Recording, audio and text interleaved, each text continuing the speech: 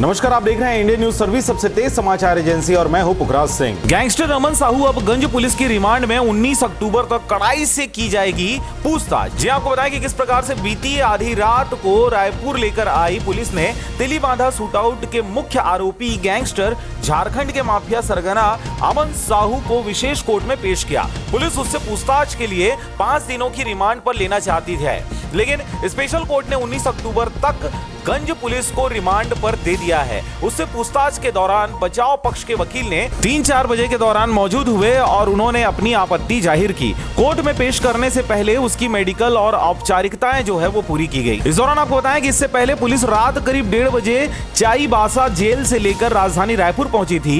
Gangster अमन साहू पर झारखंड में तकरीबन 100 मामले चल रहे हैं और पिछले 3 महीनों में से 2 केस रायपुर में रजिस्टर्ड हुए हैं। इसमें तिलीबांधा स्थित रोड निर्माण ठेका फर्म प्रहलाद राय अग्रवाल के संचालकों पर असफल हमले का भी मामला सामने आया था। गैंगस्टर अमन साहू को इन्हीं केस के सिलसिले में गिरफ्तार कर पूछताछ करने के लिए रायपुर लाया गया है। रायपुर पुलिस और क्राइम ब्रांच 6 गाड़ियों के काफिले के साथ उसे लाया गया। झारखंड एसटीएफ के 3 दर्जन से ज्यादा AK-47 तथा इंसास राइफलधारी जवान भी सुरक्षा के लिहाज से साथ में लाए गए हैं।